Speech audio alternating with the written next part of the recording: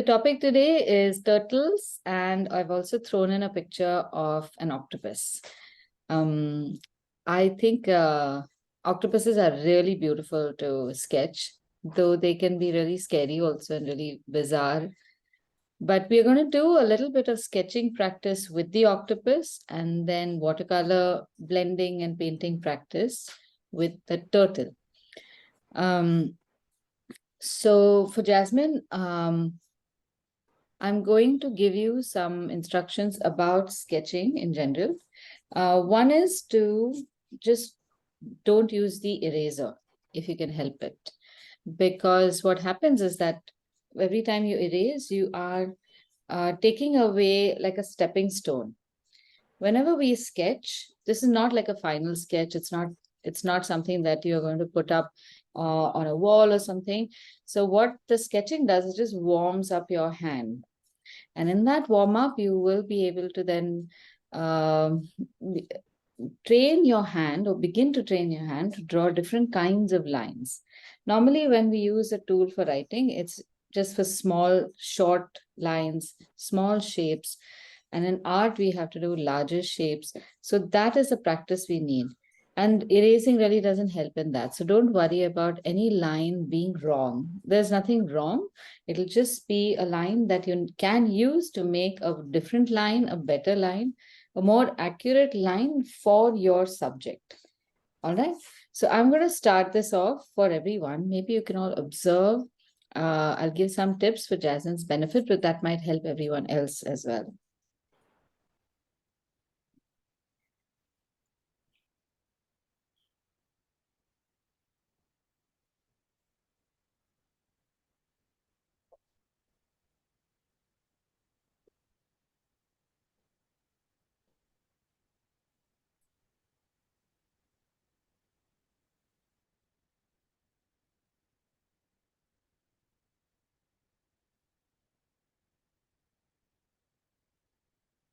As usual, we'll be sketching in half this A4 page, so not the whole page. If you feel that you are dissatisfied with some part of your illustration, start another illustration instead of trying to correct the same one.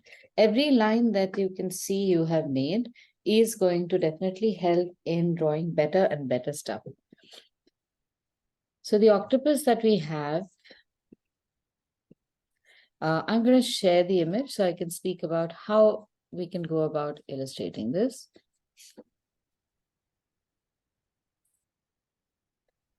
The reason why I enjoy the shape of the octopus is because it is very fluid.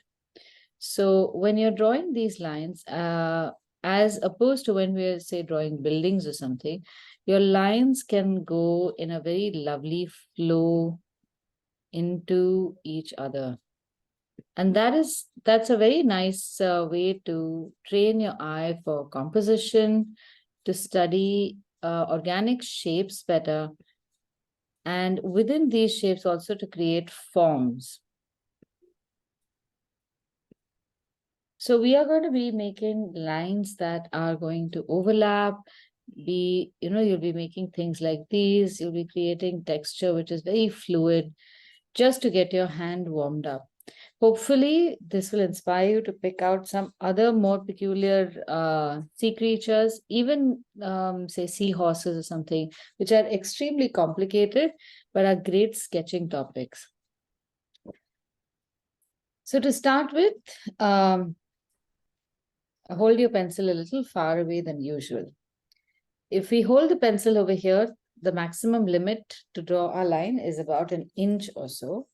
But when you hold your pencil further away, you can make larger span lines. Freely move your arm around. So if you've got stuff around you, like you've got a coffee cup, you've got things that are lying around that could fall, move everything away. So keep at least 6 inches around your art area, literally for you to dance around, do whatever you want. That way, just knowing that you have all that space will help you draw with more ease. When you're starting the sketch, you can always start off on, instead of drawing on paper, just work out your hand and then start your sketch. So when you're doing this, I want you to look at the photograph that I have sent, the reference image. So if you have it on a secondary device like your phone, keep it right next to your book and move from one to the other in the same plane. If you are seeing this on a screen that is upright, sit back in your chair, take your book in your lap, and look up and down to your book, up and down to your book. So, as far as possible, avoid moving your eyes across planes. So, don't do this or don't do this, because in that you lose a lot of information and there's no way to correct it. Then later on, if you feel you want to check whether you've done a good job or not, you'll anyway hold it in a particular angle and see whether whether your lines are accurate or not. So you might as well start drawing at that angle.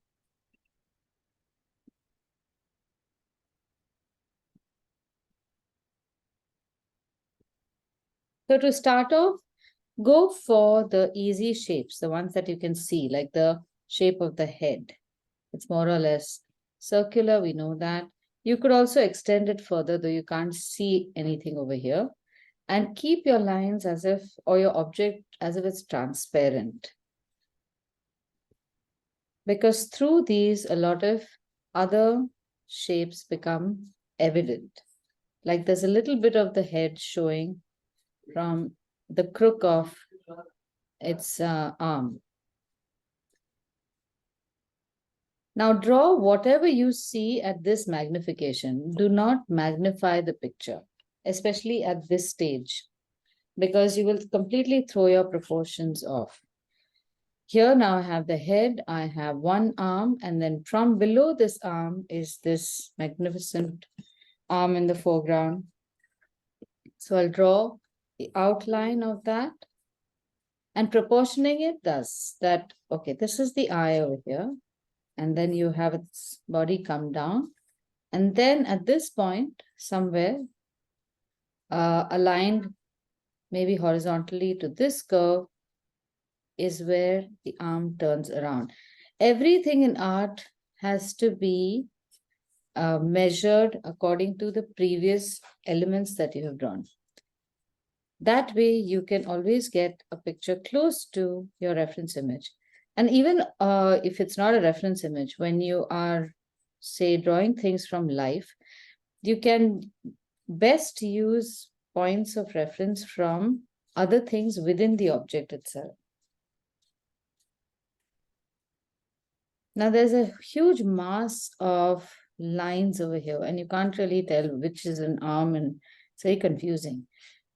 But draw what you see and leave the spaces that you don't understand what's happening, leave that blank. Check if you're in the right, going in the right direction by checking the silhouette. Is the shape on the left looking like this? Are there two bumps over here? Even that is good enough. You don't have to know whether it's an arm or another body part. And as you start going closer and closer to on increasing the number of lines, you start seeing between the spaces that heretofore you weren't able to figure out.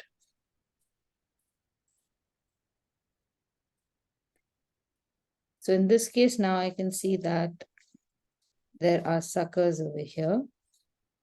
And I'm going to make the shape of those suckers the way I see them. Here they're oval, and here they're almost circular.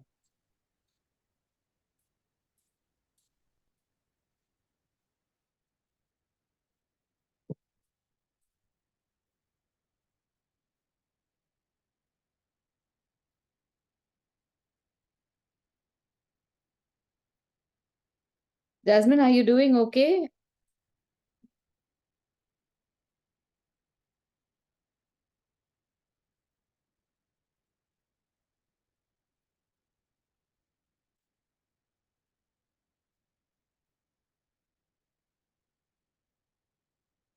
If you have any questions or difficulties, freely ask, okay?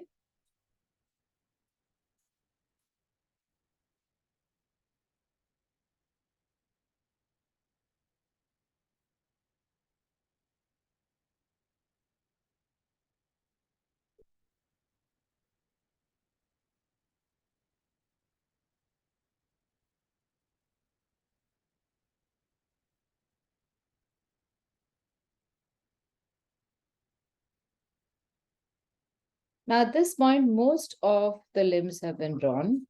Most of the shapes have been created. At this stage, if you feel the need to, you can zoom in.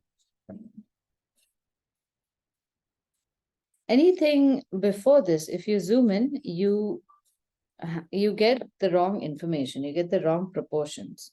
So say you zoom in at this point and you want to see what's happening over here at the edge. When you do zoom in, it goes to about what, 3 times the original image. So you'll end up making this shape much bigger. But after this has been drawn, all you need to now do is match the numbers of items that you have over here. Like in this case, we have close to what, maybe 16 suckers. If you've drawn this in the right proportion, you just need to put in those circles in the right places. Another thing is that when making a sketch, you don't have to draw everything. You can leave a few things without drawing. So I'm just going to draw the bottoms of these suckers because they're pretty obscured over here. And I'm going to shade this section.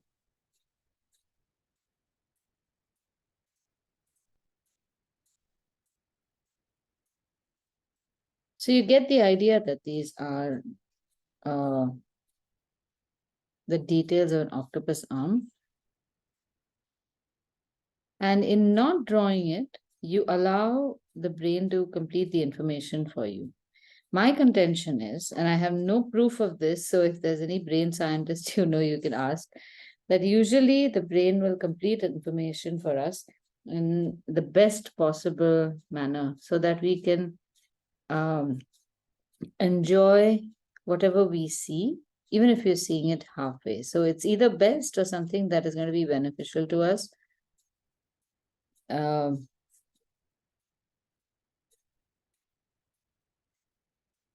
So instead of spending time over here very meticulously drawing each part, you can just hint at it and the job is done. This is very vital in sketching. I used to, as a beginner, often look at sketches of other artists and wonder how their sketches look so compelling. How they look like there's so much energy, the lines are very clean, and they just look much more attractive. And then when I would start sketching without knowing what I'm supposed to be doing, I used to think in my head that the more detailed you make anything, the more impressive it will be. And that is utter rubbish. There is a place to make very detailed illustrations. That is as a botanical artist, where, say, you are making this illustration for a serious botanical journal, where identification of a creature depends on the accuracy of your illustration. In that situation, of course, you have to make the illustrations very, very precise. But everything else is for the joy of the illustration. And there's many ways in which you can enjoy illustration, where you enjoy it for the lines, for the shapes, for the form, sometimes color, sometimes even an off or deliberately imprecise but expressive illustration of it. So here I'm more interested in presenting the form as a design rather than as a scientific tool of identification.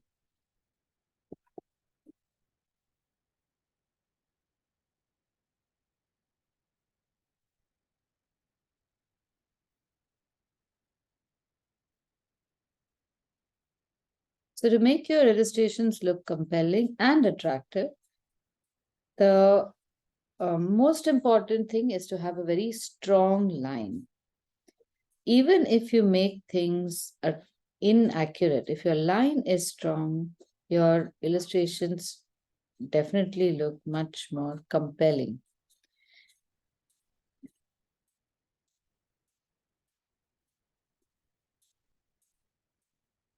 Now, there's this texture on the octopus, and it's quite beautiful. But what I would recommend is doing a back and forth line and almost like a scribble, only in the areas that we see dark.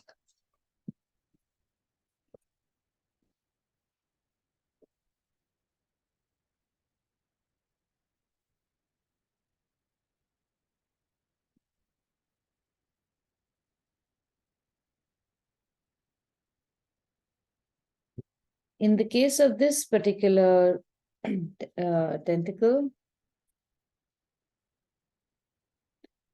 draw the silhouette of the suckers. So they're just a half oval shape joined by another half oval shape, so on and so forth, with a little gap in the middle. Can you see?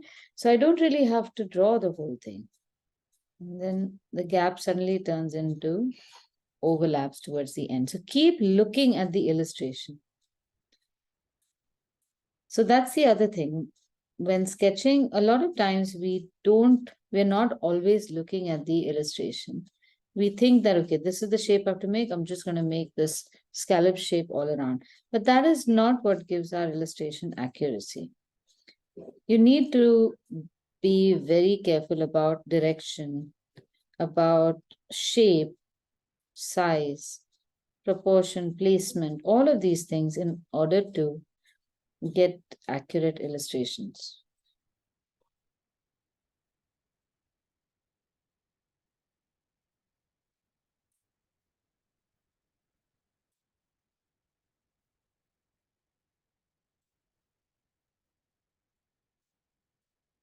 Now, if the texture is too difficult to make, you can always darken that area with lines so that this arm will stand out even more prominently. But I would urge you to try that scribble technique because that is also a very interesting, excuse me, warm-up exercise.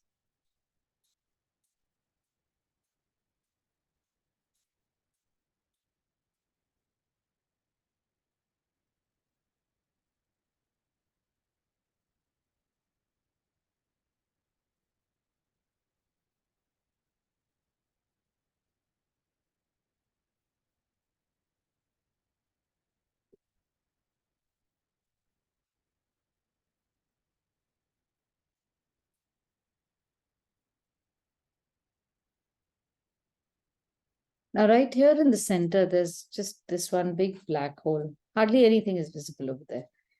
In a situation like that, identify the edges of that black hole.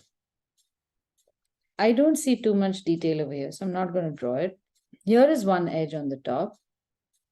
I can see a little bit of this arm going inward. Then it becomes really dark. I can see a little bit of this arm over here. Then it goes really dark. We don't know what's happening. Maybe it's coming down into itself over here. And God knows what's happening over here. There's just a few lines over here that look like suckers. And then there's a shape over here. So I've more or less got the border of my dark patch. Contrast is very important in sketching or any pictures because it creates a nice base for all the other lines that we make. Or the highlights become brighter, the texture becomes more distinct. So don't shy away from the dark patches. In fact, you might be able to make the dark patches far more easily. So just block out the areas like I've done. You make this patch and you say, okay, this is dark. I'm going to make it dark till up to here. I'm going to make it dark up till here. And in this case over here, there's this shape. So once you have darkened all this, all the other shapes and silhouettes stand out even more dramatically. And as you come out of that dark hole, you can make that scribble texture in a few places again. No need to complete it all over. Remember, this is only a sketch. Here there's a separate tone. Think about making these textural tones as overlapping designs, not in one shot. So make soft shapes in a light tone first, and then you can make darker tones.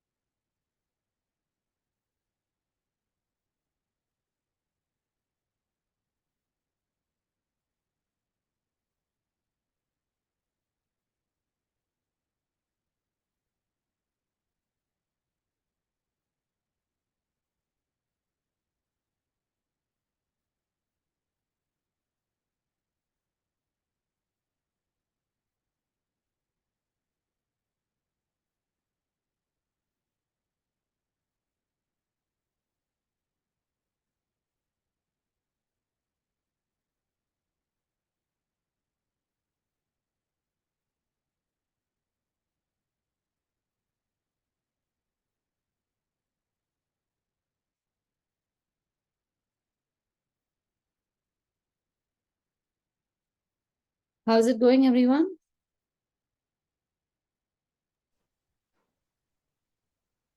My shading looks a little sketchy. Not sketchy, but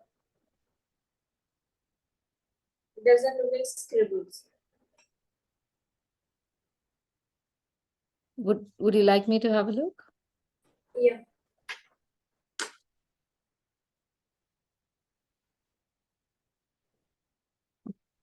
Okay, it's going well, I think. What do you think? I think the shading would have been better. I think I'm out of practice for shading. Show me again. Let me, maybe I can give you some tips. Yeah. Right. So for shading, you see your lines are very nice. They're very strong. So already the picture is looking very pretty. So what I can advise you is to consider keeping your hand a little lighter than usual. So I suspect that maybe you hold the pencil a little closer when you're making those details. You have better control and you're able to make those shapes nice as well. But when you do the same thing, holding the pencil close, trying to make a texture, you can at best make limited strokes, like just an up and down or a zigzag. And that can look a little limiting. Yeah. So, yeah, so hold your pencil far away and then just see your fingers can move in various directions.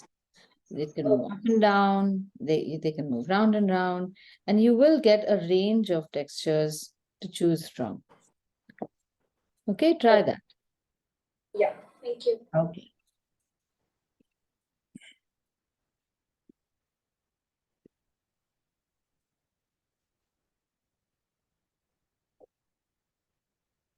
Now, when it comes to the eye of the octopus, many sea creatures have got this really dark eye. But I hate making dark eyes. So I normally will give even this a highlight somewhere or the other. So already the upper lid of the octopus has a highlight. That makes it look more alive, just the lid part over here. And to that, I will make a small light patch over here.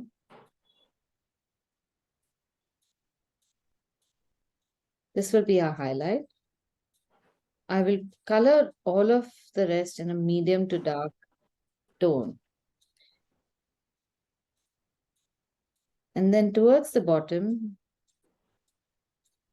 a slightly darker tone. So what I often do is in various areas, I will change the tone so that it looks a little more rounded. If we go ahead and color the whole thing black, we don't really give it any three-dimensionality. The space between the two eyes also has a dent. It's slightly buckled in. So making a nice texture over there can help. With texture, the fun bit is that you can make multiple things. Like I could make lines and I could also make a more squiggly texture. So long as I create some kind of depth over there, it can still work. So try out multiple things.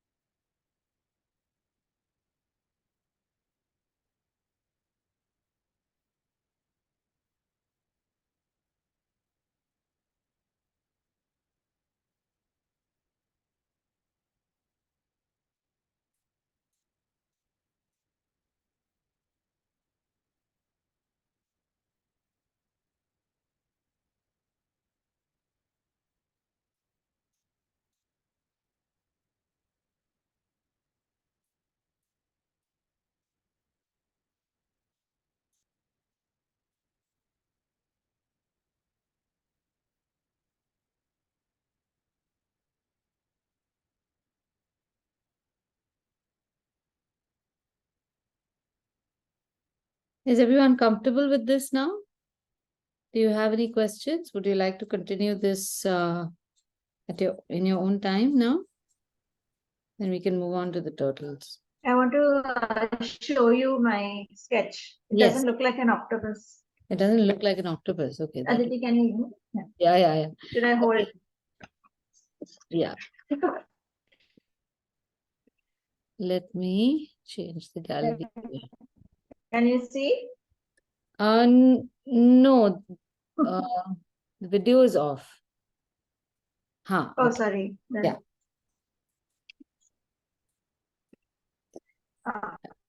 Yeah. Could you hold it up? Yeah. I'm going to pin it so I'll have a look. I'm doing now. Okay. So you've got, now I'll show you how to evaluate your illustration.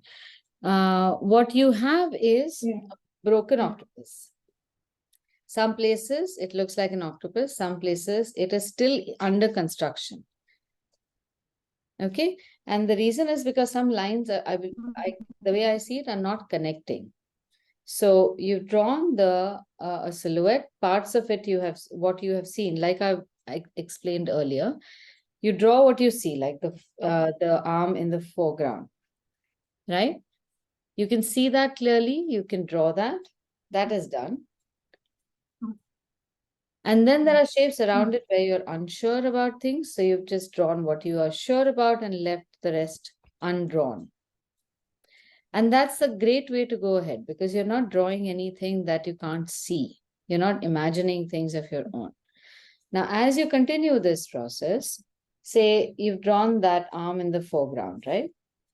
Right next to it, there are 2, 3 other things that are happening. If you stop looking at it like an octopus, you'll start seeing those lines and shapes and colors or shades and highlights.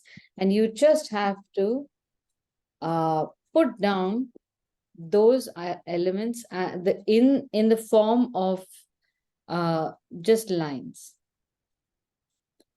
Okay, then it will. So what we are trying to do over here is remove our connection with the reference image, remove any kind of attachment to it.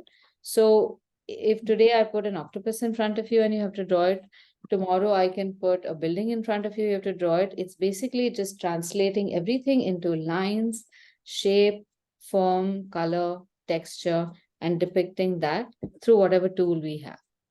All right. Okay.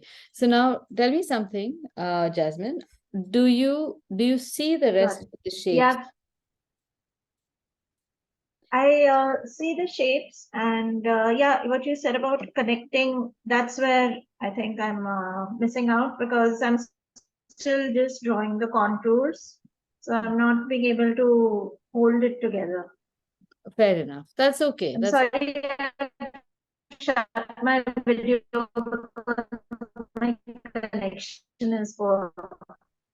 all right. No problem. No problem. We can live with that.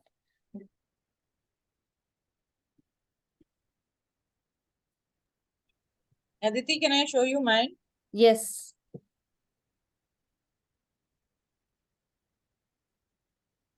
Okay, I'm checking. Very nice, Ritu. Looking very good. Okay, now was your reference image on the same plane next to you? Yeah.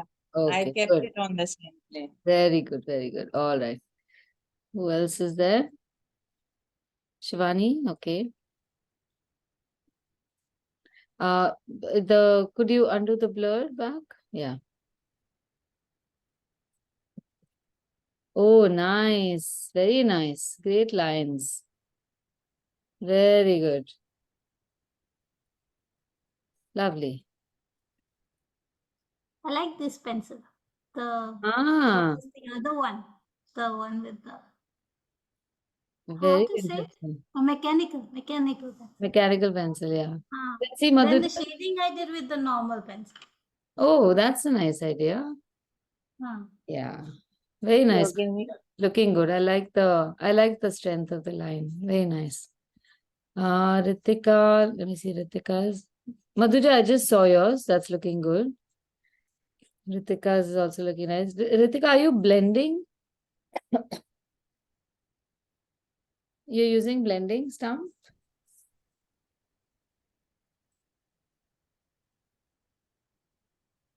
only pencil.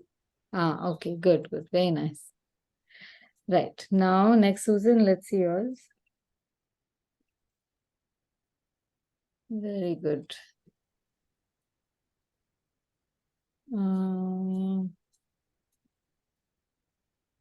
Okay. Cool. Susan, you could lighten up your lines, your hand a little bit. So I can see the line is very nice and strong. Now, what you can do is modify or modulate pressure. Okay. So within the same illustration, you can have multiple kinds of lines. So they don't all dark areas don't need to necessarily be pressure. They can be layered darkness. That will dramatically change your illustration. Okay, let's see Zai. Yeah. Okay, looking nice. Good. Okay. Ilka, looking good. Very nice, very nice. Great. So Do you get the sense of a different kind of sketching practice with this, with the octopus? So from subject to subject, you practice different things. Like when we are practicing things like animals, like a dog, its face is very close to human faces. So what we are sketching is proportion and accuracy of the facial features. We don't really identify with octopuses. So if the eye is slightly higher, lower, it doesn't have nose and mouth that we can identify. So what we sketch with an octopus is that whole mess of lines. Most creatures which are this kind, which are serpentine in nature, often have a certain rhythm to their curls. And when you can translate curls like these in even in text or illustration, then that becomes flourishing. So a study of how limbs which can twirl in their natural organic state gives you a sense of how lines can twirl in a natural organic state and make your so visually you are able to see a flourish in text better that way. The other creatures like that you can draw would be, again, lots of marine creatures which have very flaky fins, like the goldfish from last time. You can draw, those of you who are okay with drawing snakes, snakes are very beautiful to draw.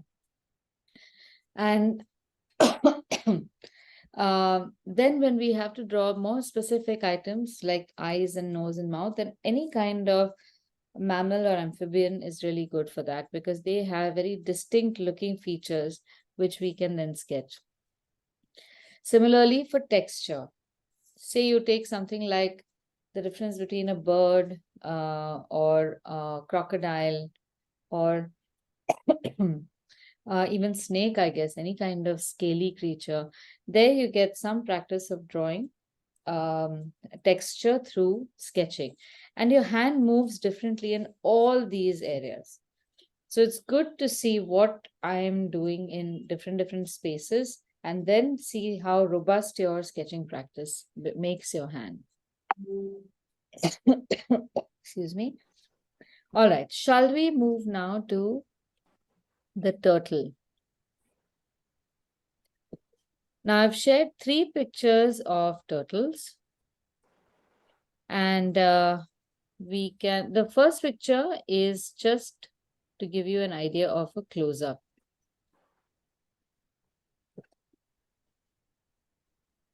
So whenever you are illustrating an object, especially an animal, look for multiple pictures. Now I think both these are different species in turtle. I guess from the back you can tell. I'm not an expert, but I would say they all have minute differences. But when you are making an illustration, say something like this, it helps to have more than one picture from different angles for you to see certain details. For this, even if I'm drawing this turtle over here, I don't know what's happening towards the bottom or the back of this turtle. And I get some idea about coloring from this side that, okay, if I can apply the same kind of rule, same kind of rule that I see on the top, if I apply that on the side, I might get a similar coloring. That is how these additional pictures help.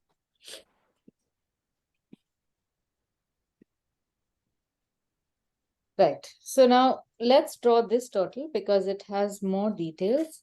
And then after this is done, maybe you can try this turtle as well. We're going to make a very nice sketchy illustration. Sorry, I've gone to what page now?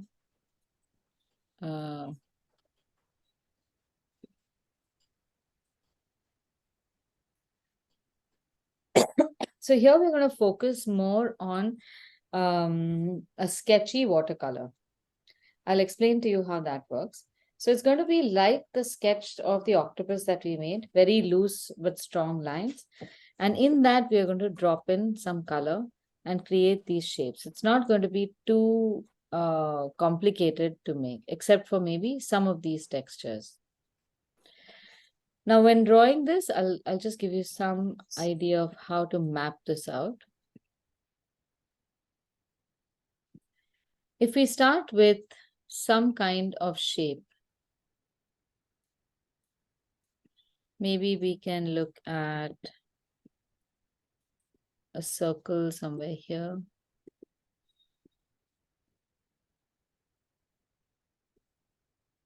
Oh, I don't know why it's not. Yeah, okay. Sorry.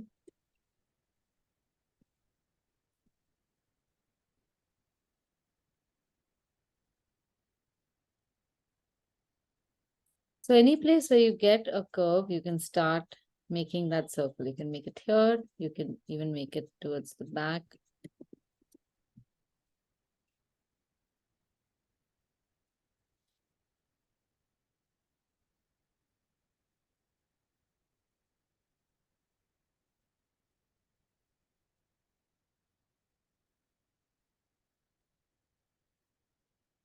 Nope.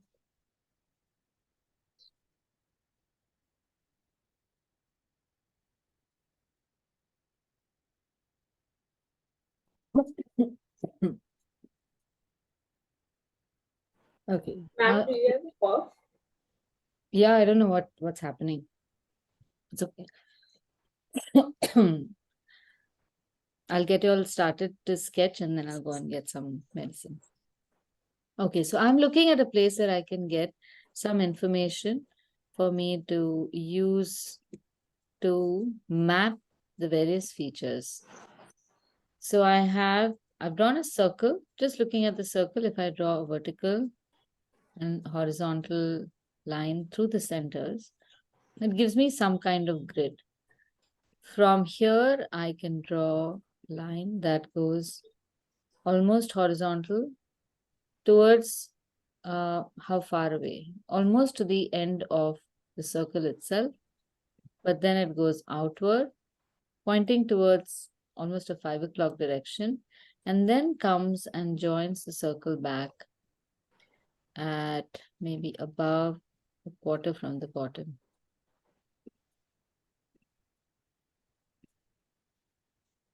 See, in the absence of a grid like that, you will never be able to figure out these shapes, and that's very frustrating. From here to here, you have a line. Let me change the color and show you. Now again, from the top axis to the side, you have a line for the side of the turtle. And then here you have its shoulder. At this point, which is again half of the left hemisphere,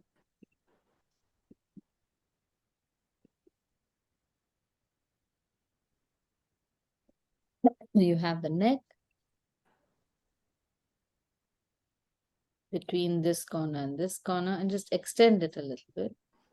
So all these shapes are much easier to see within a grid. The head is exactly on this axis. And between these, or between this section, is where we can make the head. Now, it's easy. Once you get the idea of how to make this grid, you can literally create your own grid wherever or however you want. And everything is measured from one space to another space. How far do I have to draw this fin? This fin can be about 2/3 the diameter. It's about so much from here to here. And you can measure these even physically if you want to, or you can hold your pencil or something against your reference image and measure it out.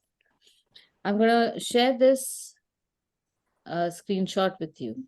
So you can refer to this and to the actual picture to make the illustration.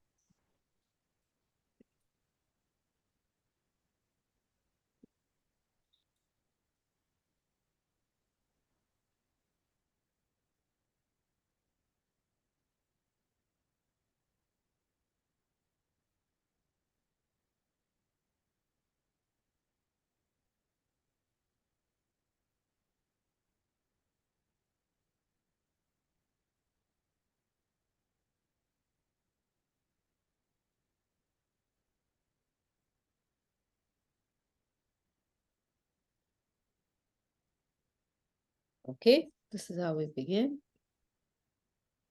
Draw the first few lines for the grid very light.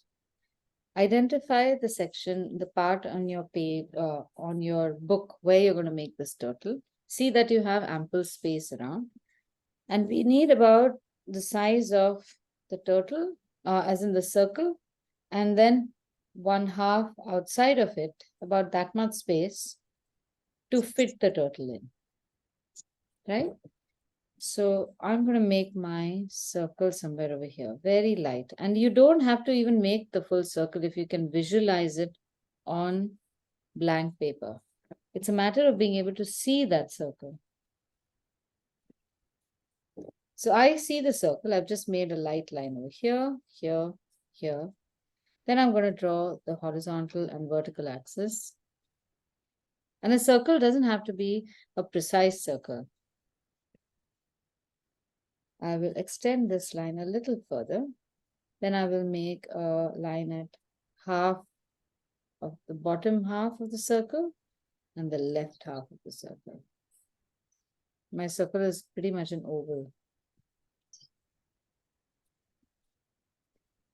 Now from the top, I'm drawing this line which goes, or maybe I can make a line like this. Then it goes outward to just a little off the edge of the circle. Then I will bring it down in a curve up to here. Now this is the tough part for the beginner. But make 2-3 lines and you'll start seeing whether the curve is very narrow, whether it's too round, and somewhere in between you get the right curve.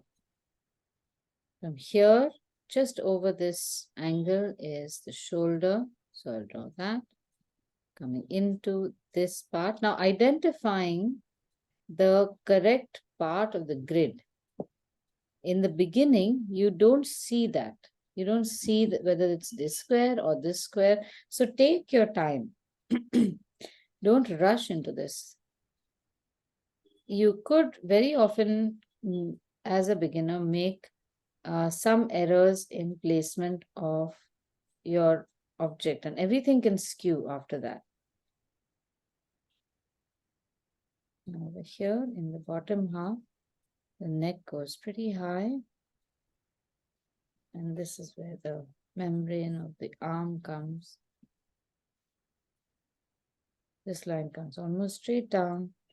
And then you have my flipper all the way to here.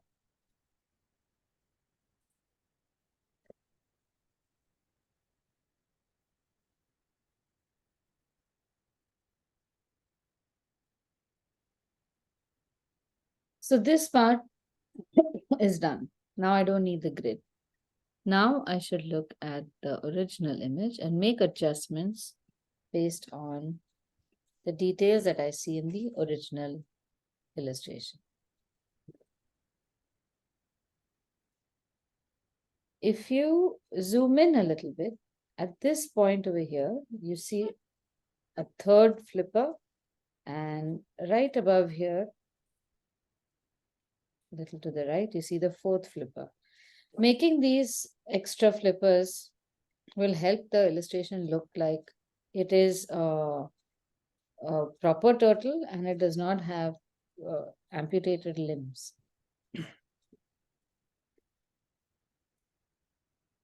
Now you can draw the shape.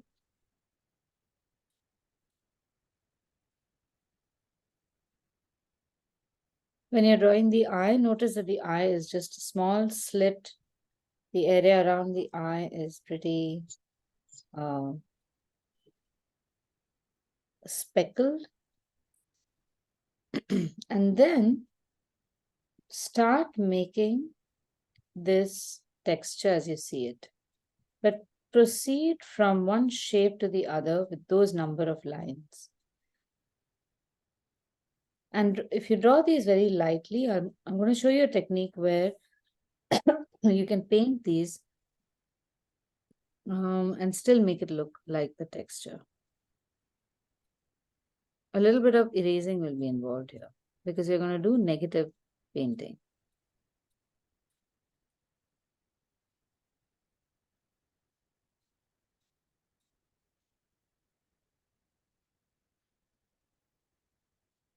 So every line over here that you draw in the texture makes a difference. Because the head is rounded, you'll notice that the shapes at the bottom and on or all edges are slightly flattish. So do remember to make those slightly flattish. If you don't, then you will lose perspective. Now, even if you don't see them, and if you don't land up making them in that shape, and it does flatten your illustration, that is still going to be a learning. So don't dismiss that as something done wrong.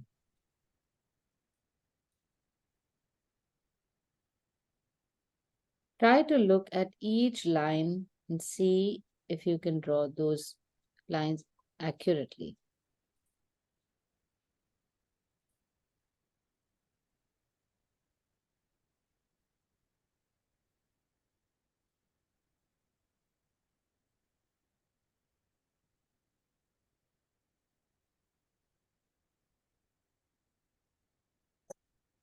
Just give me a minute. I'm going to go and get some medicine.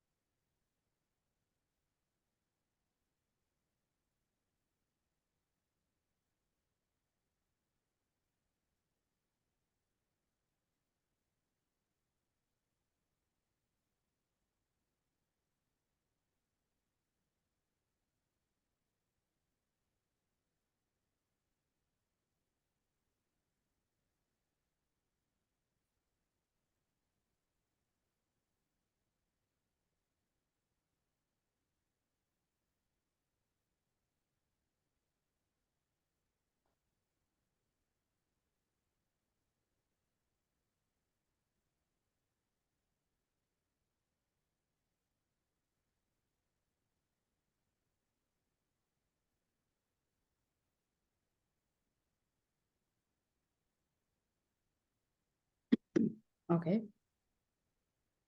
How's it going, everyone?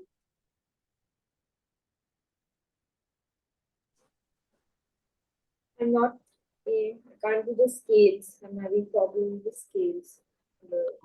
Okay. Should I erase the grid lines or what do we do? Can I have a look? One second.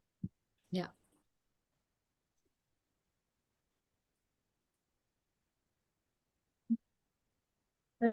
See? One second. Just barely. Would you be able to send me a picture on the group, on our Friday group? Then I'll have a closer look. Yeah, I'll do that. Yeah, it might be better since your Wi-Fi is suffering. But regardless, it is a good time now to erase the grid lines. If you're comfortable with the shapes that you have made, you can erase the grid line. Should I put it in the group? Yes. Even Alka lost power. Oh, is that what's happening?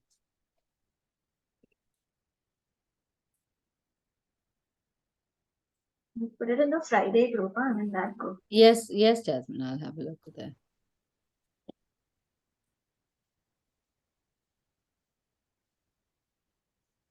All right. So what's happened here now, Jasmine, I can see that you have made this one flipper on top. Yeah. Yeah. That is on top of your circle. Mhm. Okay. So the moment you erase the circle, it's going to disconnect from the body. Right.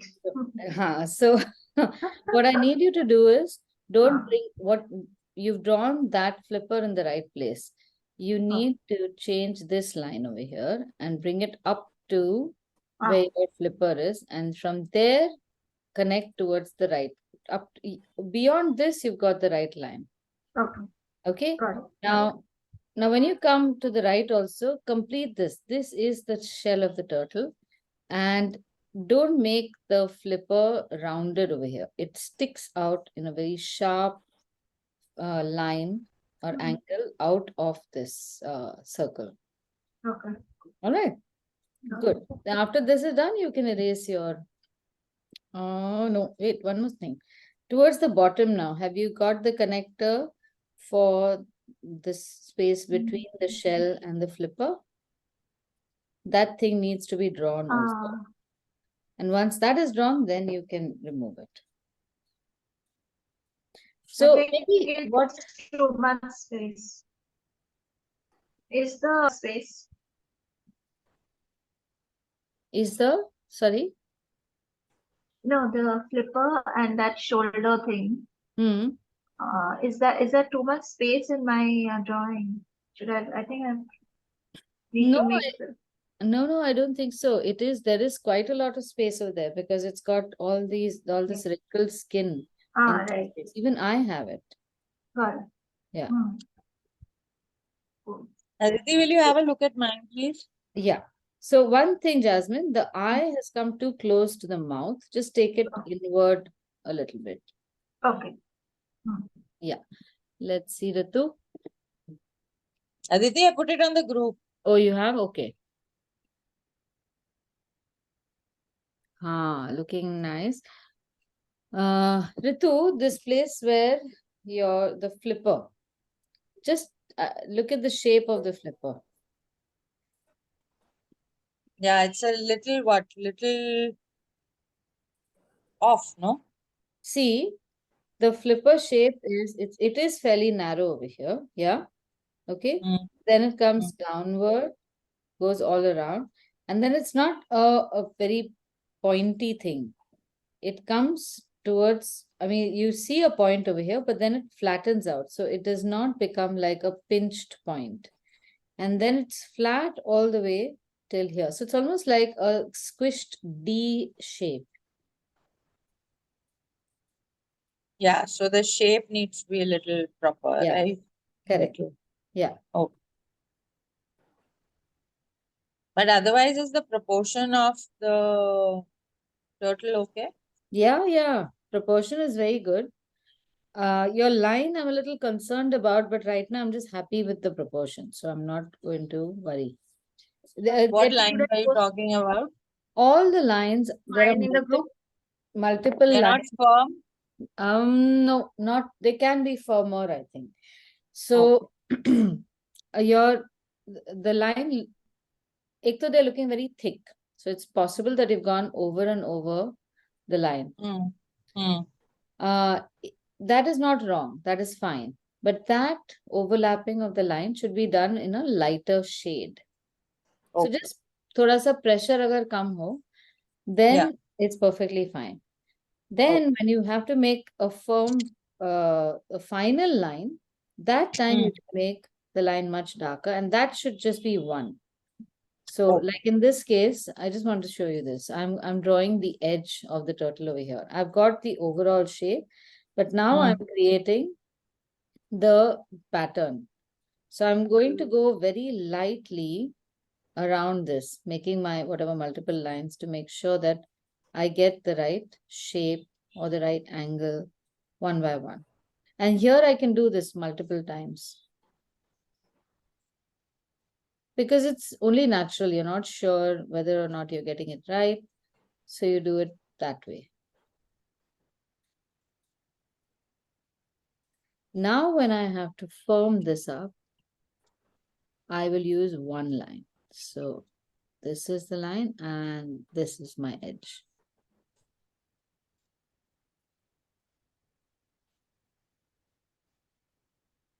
So this dark line, you should have ideally just one.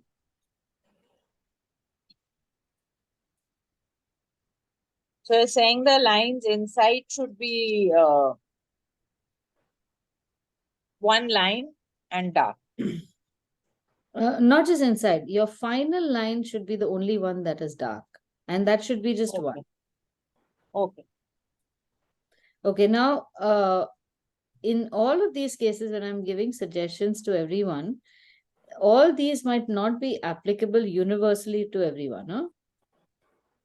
It's a case by case situation. So if you see that you're drawing the same way as someone else whom I've commented about, then you can try applying the same technique. But I see everyone has something different that they are doing. And for the most part, it is on track. It's the right thing to do. But in some places where there's minor tweaking required, there I will give some suggestions. So it may not be valid for everyone.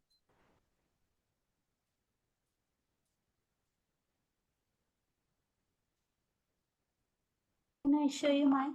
Yeah.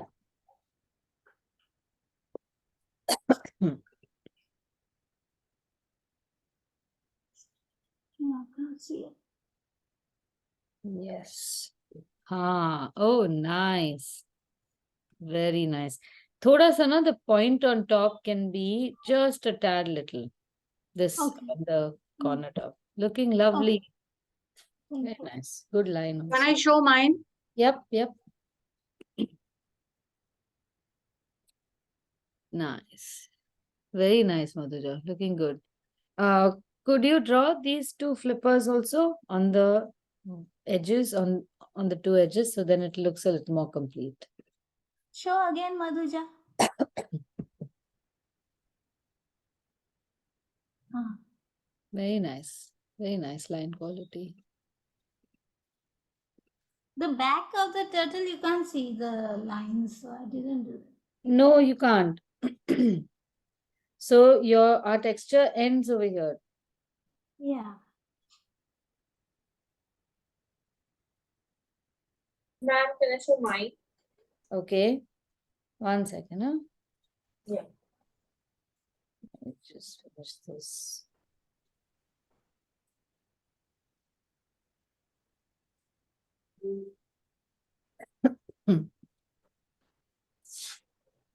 So here we really need to magnify. You can see these three large scales here.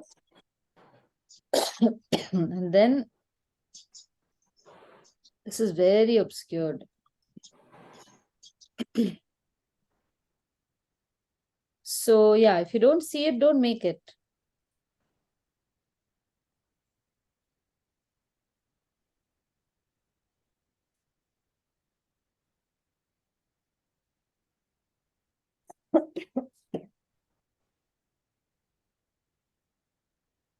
All right, now again, let's carry this forward to next week.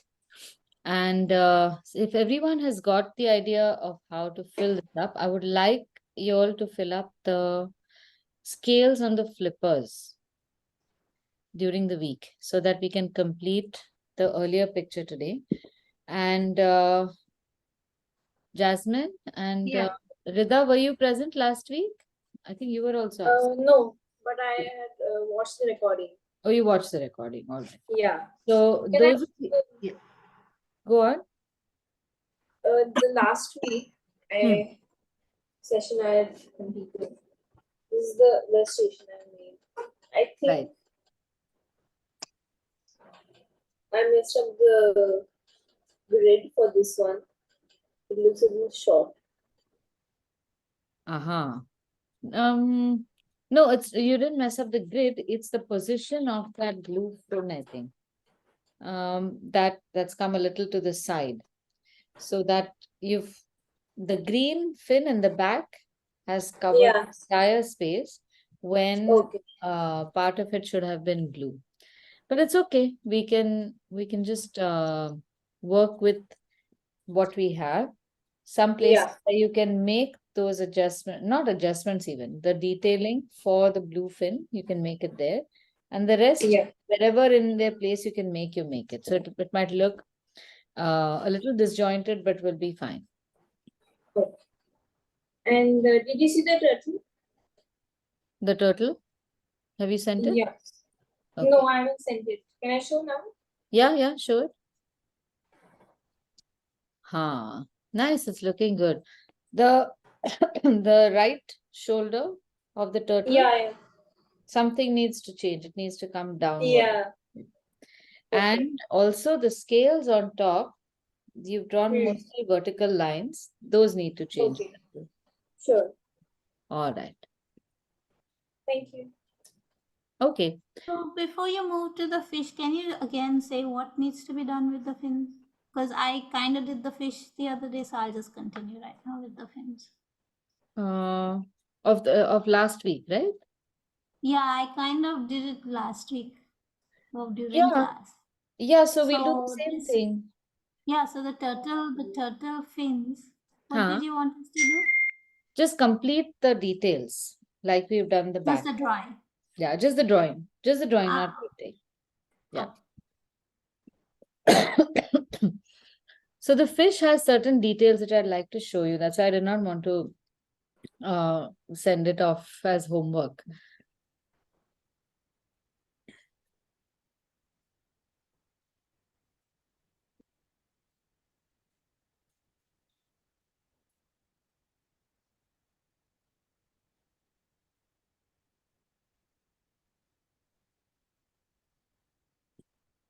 So in this picture, in order to get the kind of drama and depth we want, there's a second layer or third layer or fourth layer of extra colors that we have put in.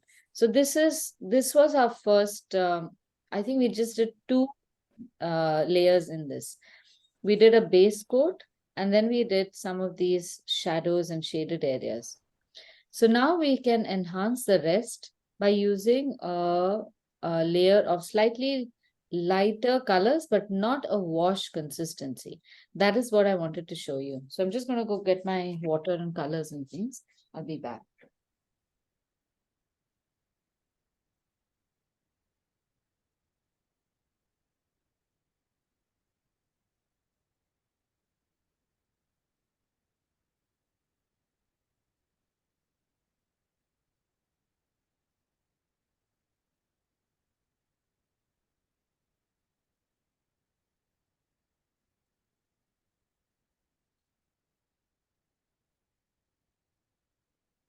Now, what we see as blacks can be reassigned a different color.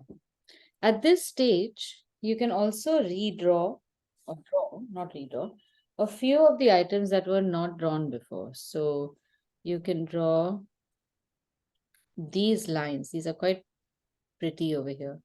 You have an orange line coming up these fins.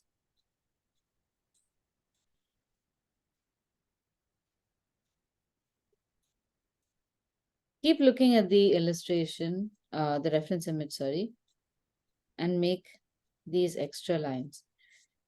Sometimes it's better to make certain lines after your initial wash is done. Similarly, we have some lines over here.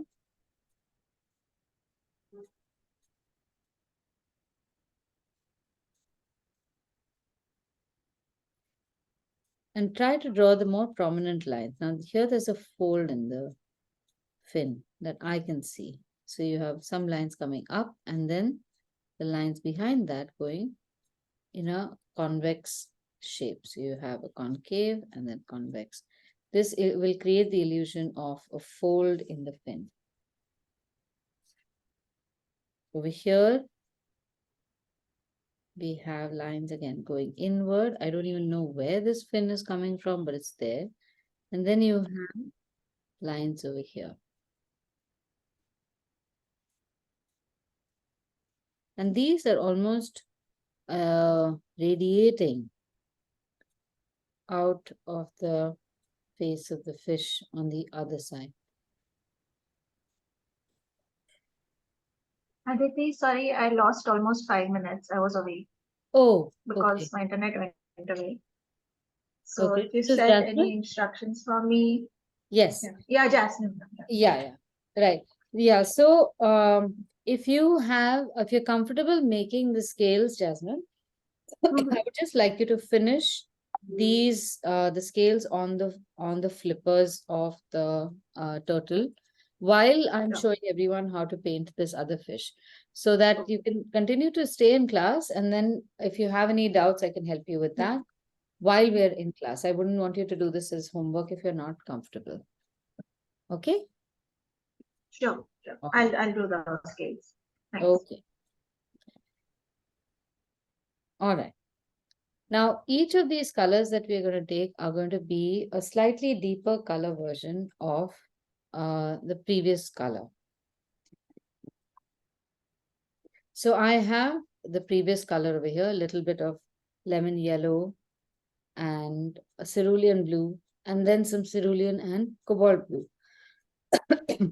So I'm going to create a deeper version of this color by only hydrating a very little amount. So we want a light color, but we don't want it in wash consistency. My brush is not very wet. If you have a paper nearby, I urge you to test the color also for its consistency. It's dry enough, you don't see a water bubble, and we can build up with this.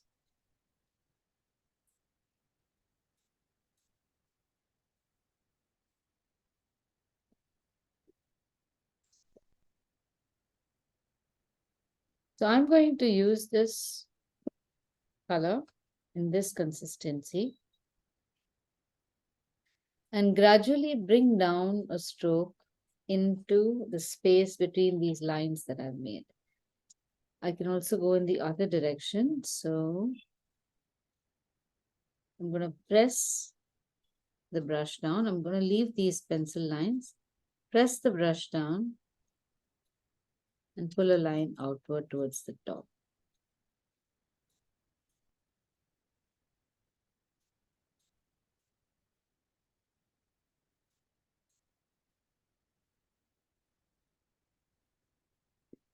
So this will help me start making the top slightly deeper in color. Keep looking at the reference image. If you make all of these in one line, one next to the other, they'll look extremely boring. They all need to look like different shapes. The only common factor is that they're all converging towards the top fin.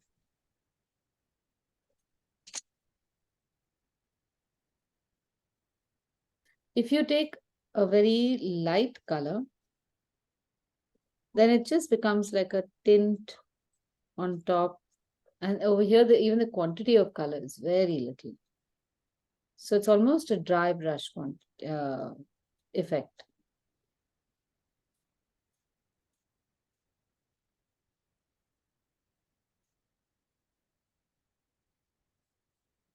To this mix, I can add a little bit of cobalt blue.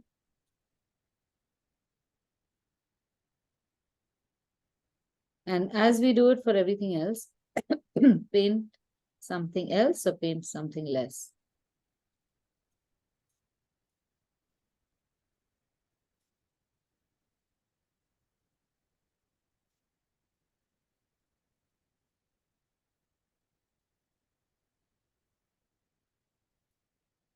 A little bit of brush manipulation here and there will give you some very interesting shapes.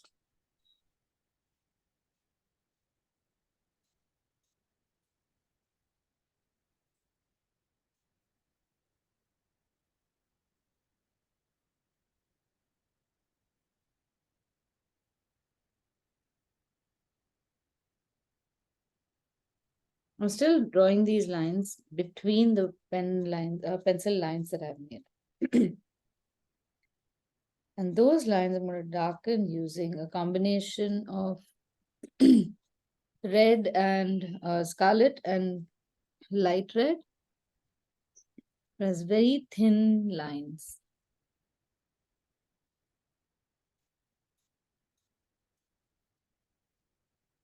Maybe a little lighter also.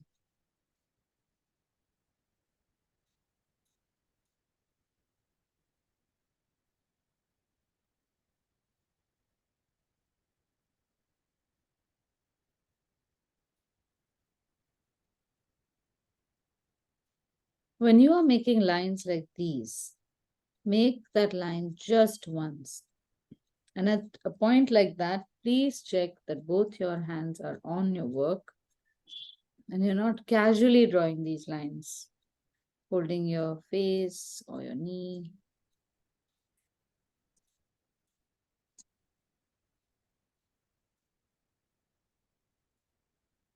And this place is a little bit of orange.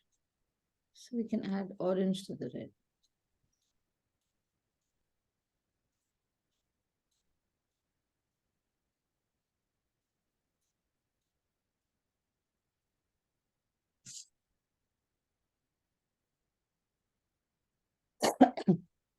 Now, the same thing can be done in all the other fins.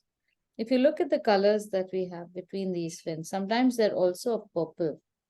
So we make our mix of ultramarine blue and crimson. And now here's a tip that I do. I'll take that color, but I will discard a little bit on my rag before I go and paint over here. And I will paint this in little strokes like these. A single stroke, not a shape.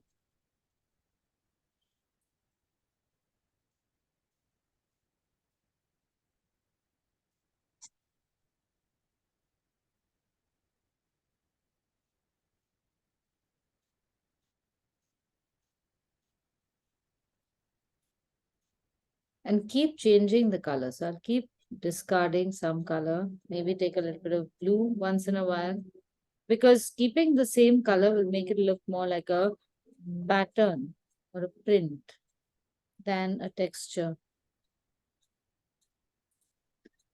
Here now it's quite dark. Press the brush down and bring out a thin line to create the illusion of fold and shadow.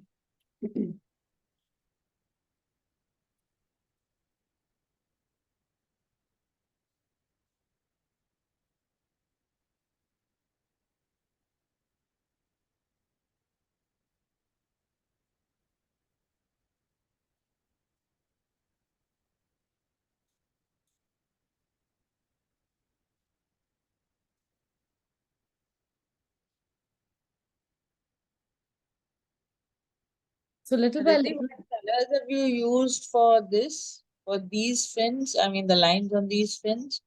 this is a mix of ultramarine blue and crimson. So we get that purple color we often use. And Okay. to that, I've just added a little more ultramarine in a few places so that I get a slightly different shade.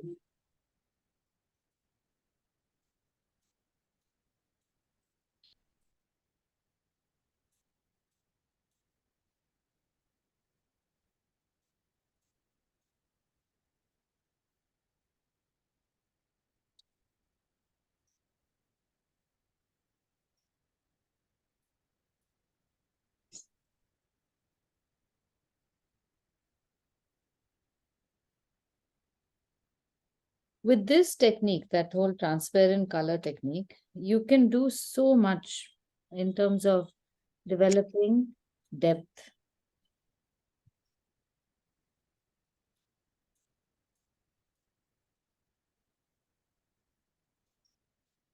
If we were to do this in a very dark color, it makes a very strong statement. And if our lines are too strong all over the place, they don't make too much of an impact. So this subtle coloration can give us great drama. And drawing those pencil lines ahead helps you to direct your lines much more accurately. Drawing them after your first wash also helps to give you an option. Do you want to make those lines or not? If you made this before the wash, then you are compelled to create this texture. Otherwise, those lines can look a little disturbing. And this layering can just go on and on. Added to that, you can keep changing the color. You can keep adding that color in a few places at a time. See? So you just have to make sure that that color is not too dense. And the trick for doing that is, like I showed you, take a little bit of color in the brush, not too much water, and dab it on your rag before you start painting.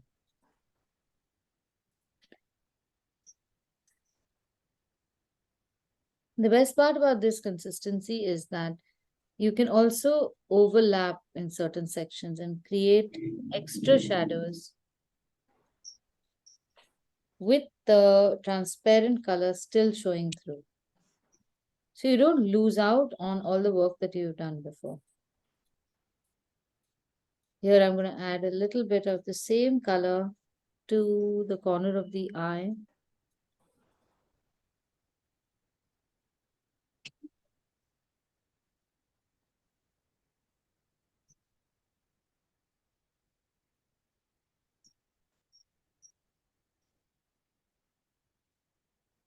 A little bit of this color made with orange, maybe burnt umber. No, just burnt umber, orange and scarlet to make a shadow over here.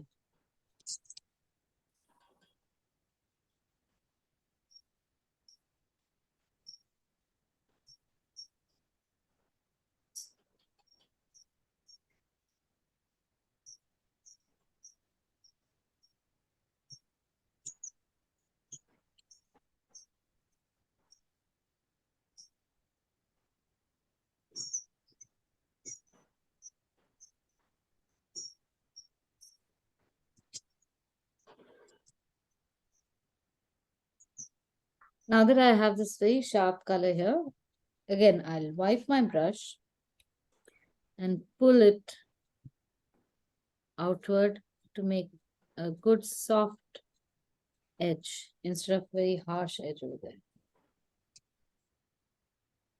This is red, scarlet and orange. The consistency is the same as the fins. And I keep putting a thick layer and then I wipe it. I can use the same color consistency to create some of the scales along the edge. It's a very subtle, suggestive shape.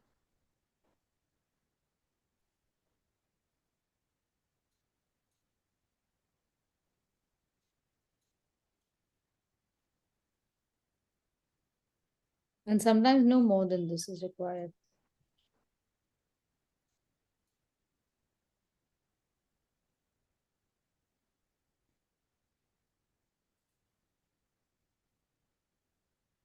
My fish looks like if it has dwarfism. Sorry, what was that? I said my fish looks like it has dwarfism. It's dwarf.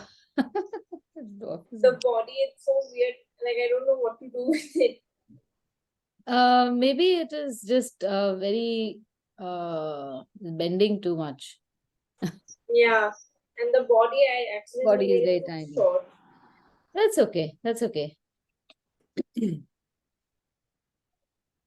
Mhm.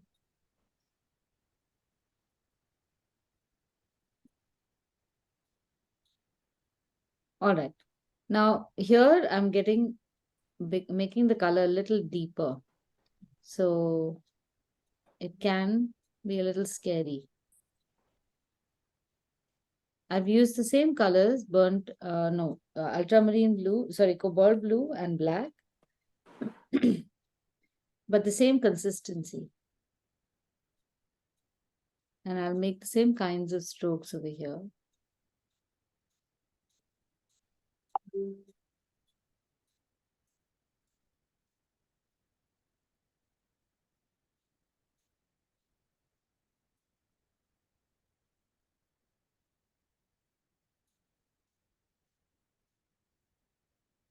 Keep changing the shape. If you make them the exact same shape without looking, then it starts looking very artificial.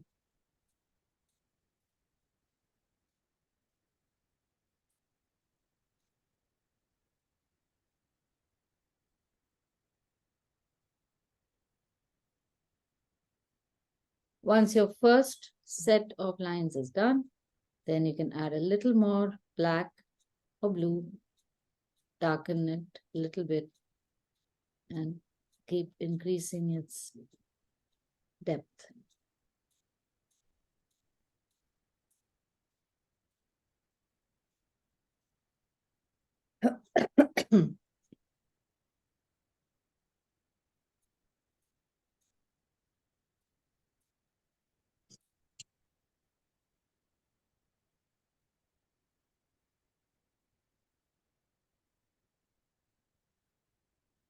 Now we'll use the same color for the eye.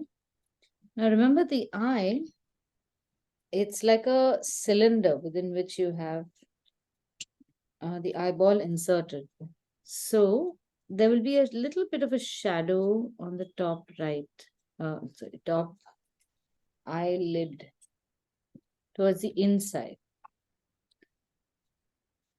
See over here.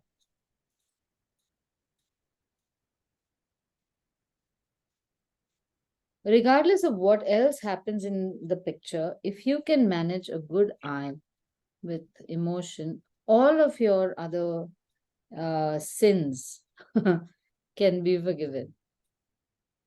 So in this case now, that little bit of shadow inside and the right shape of the eye with that artificial highlight that I'm often putting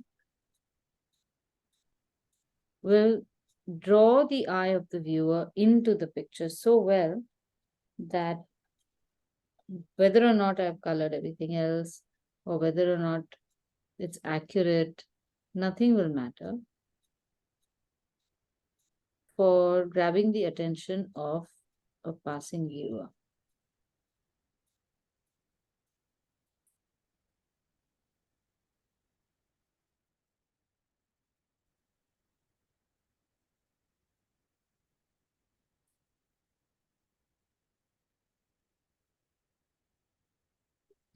So this depth is important. It's only black, Aditi. I started with this color, the black, blue, or gray color, but a slightly concentrated version. So there's a little gray on top and then black towards the bottom. But you used a thin brush. I use this brush because it has a nice tip. But you can use a thin brush. You need very little. Yeah, because I realized that you tend to use a thick brush and manage it very well. Yeah, that even I keep forgetting. But yeah, no, do it with the point, like not point, number 1 or 0 brush, because then automatically the quantity of paint in your brush will be very little. In fact, Need many of these thick paint, strokes you can do with that. Huh? but needs to be thick paint, no, Aditi? Correct.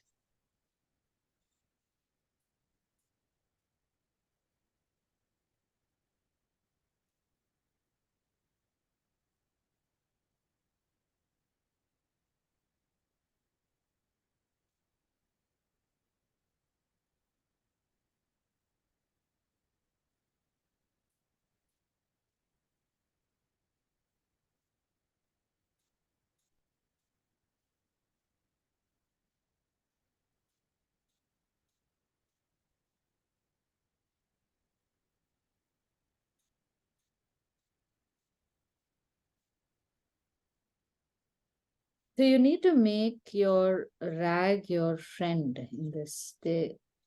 It's your best buddy. Because with every stroke, you will need to adjust your colors. And it helps to have that rag handy just to quickly wipe your brush and get on with the next color.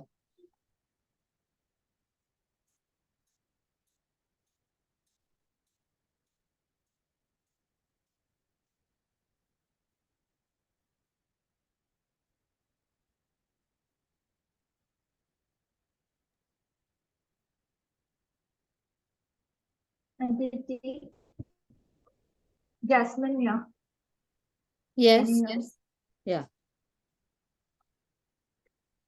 Yeah, yeah. I sent you a picture with the scales done. Okay, So let me check. yeah. Okay, these are quite nice. must have must have been a struggle, no? Mhm. I can see there is some square shaped Yeah, it was yeah, instead so of diamond. I know. Let it be. Let this be the way it is. It's perfectly okay. And we can color it next Saturday. So again, if you're free, you can attend the Saturday batch as well. And we'll have a Ah, regular Friday batch any case. So you can attend that. We might be cool. doing fish again in that, or a different turtle. So you can attend both. Sure. Yeah. All right. Cool. Sounds good. So I'll take your leave. Thank you so Yeah. much. Okay. Bye. Bye. Bye, everyone. Bye-bye.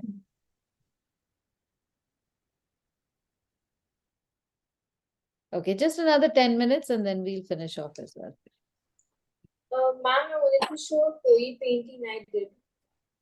Okay, let's see. Auto show. Aditi, can you see this? Is this okay? The eye, has it come out all right? Oh, wait, let me see.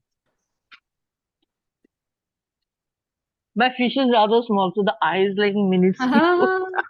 Oh my God. Oh, it's like, oh God, what am I doing? I think it's turned out nice. I'm just Okay. wondering, you have an extra fin over here on the bottom, Do I? or has it spread out too much? No, I think it's just, yeah, it Size. looks like, I didn't even notice. No, I think it's just the illusion of that because the bottom, Okay, even in this picture, is like, quite diffused. That okay. that odd fin, the red and the blue one in the background, Huh? that's like a large thing, na? And it's, you don't, like you said, you don't know where it's starting from and where it's ending. Huh? So I That's think it's a part of that. okay. I haven't put the lines in yet for that. Okay. Yeah. All right. Mm. So it's mostly in the Yeah, shadows. mostly in this end. Okay. Aditi, So- even the fins down below need to have those lines on them, or you've consciously left them like that? I have left them like that Okay. because, so this is exactly what Otherwise, I it'll become too much. I was going to explain that. So there Mm. are some, because this is a watercolor illustration, it does not, you don't really have to make it too precise. You need to make Mm. the strokes that make the picture look good. And in this case, the picture starts becoming more and more complete as we fill in some colors in the fins on the side, the fins on top.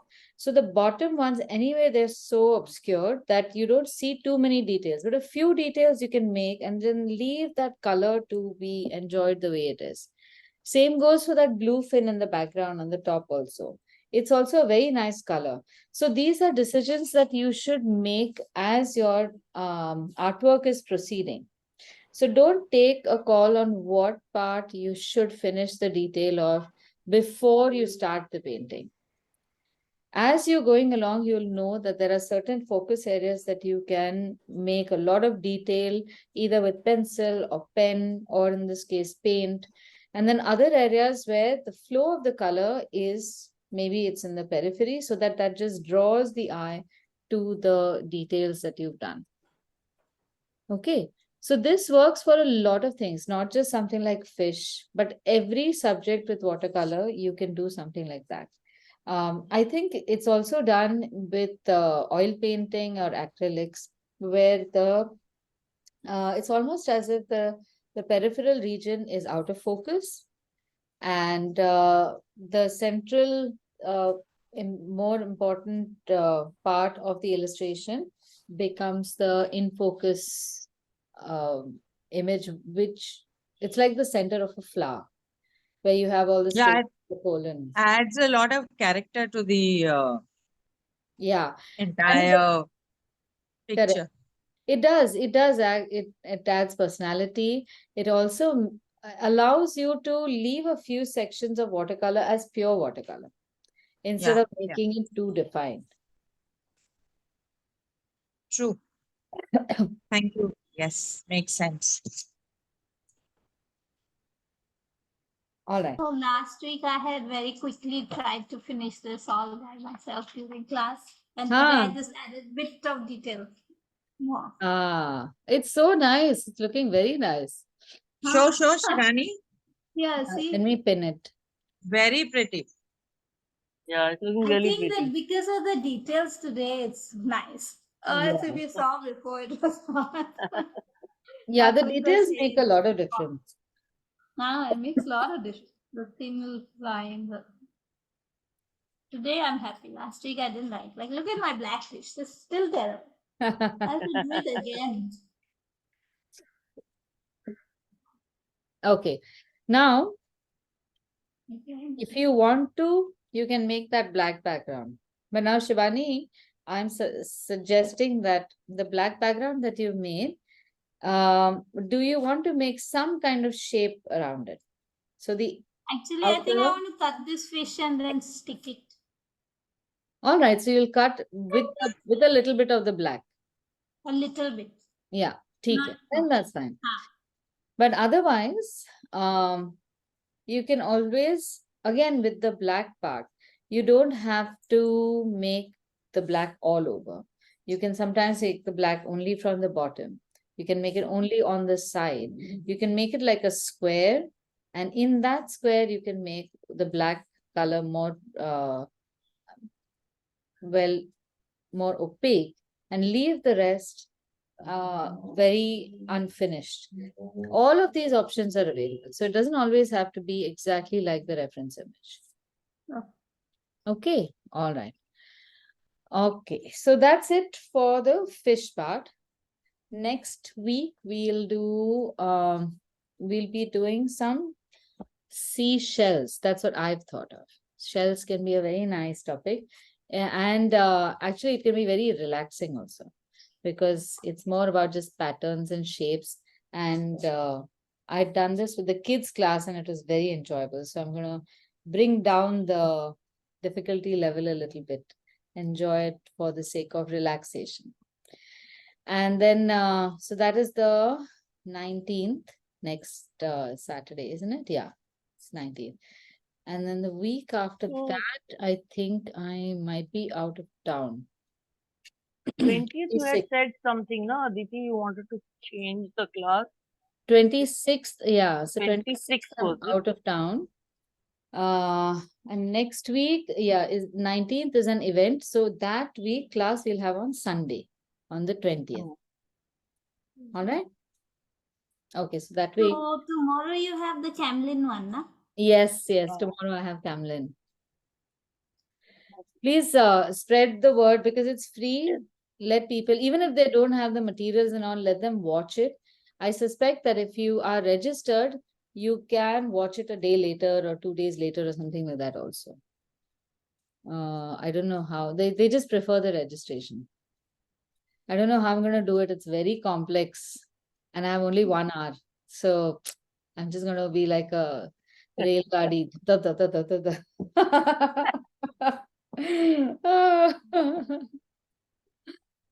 Cool. It's 12 o'clock India time, right? Tomorrow? 11. 11.